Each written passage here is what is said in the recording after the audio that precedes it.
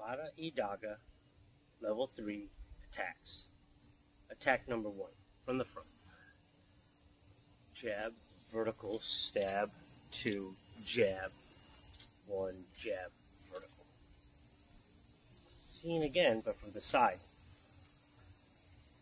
Jab, vertical, 1 stab, 2, jab, 1, jab, vertical.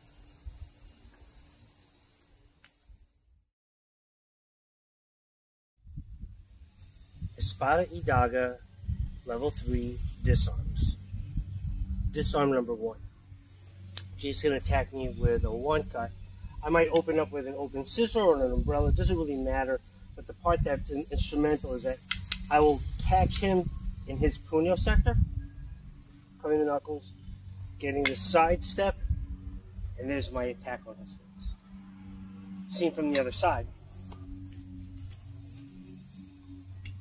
Comes over the 1. I might attempt to do an umbrella or an open scissor. Once I catch his puño sector, I'll get the disarm, double thrust.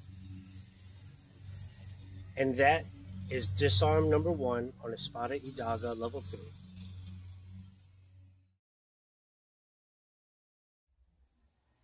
Espada y Daga level 3, contradas.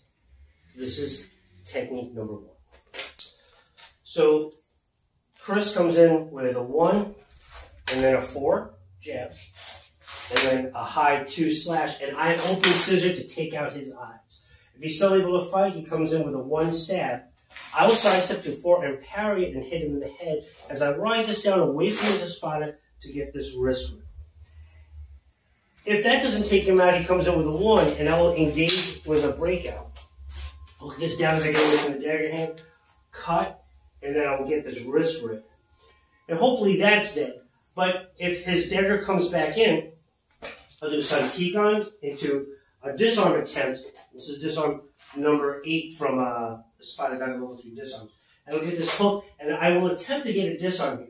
He understands that he's about to get disarmed, so he disengages wisely and punches the 2 jab, which I will interrupt with a vertical chop. I'm going to go to the right of my own weapon to get this hook, get this cut, and this cut gives me knuckle to knuckle, so I have his wrist articulated, not articulated, but he can articulate. So I get this rising up to get this cut, jab the eyes, and retract. He comes in with his number 1.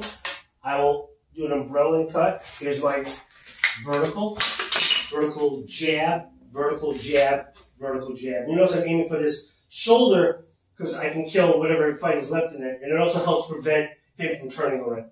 Seen from the other side. You go to high, low, high. High, low. On this high backhand, I open scissor to take the face. He comes in with a 1 step. I will sidestep and hit him in the head. Ride this out away from the espada to get this rip. He comes in with his espada 1. I will interrupt it with a breakout. Hook it down. I can take the head or the arm, but I will get this wrist rip here. If he comes back with a dagger 1, back of the blade cut, and I will end up trying to go for a disarm attempt.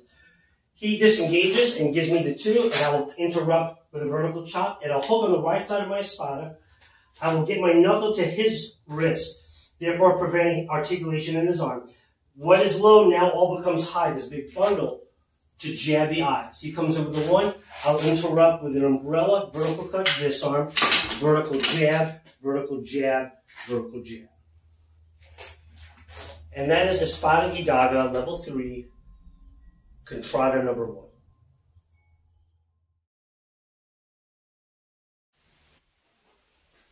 Alright, Espada Daga, level 3, reconquest. This is technique number 1.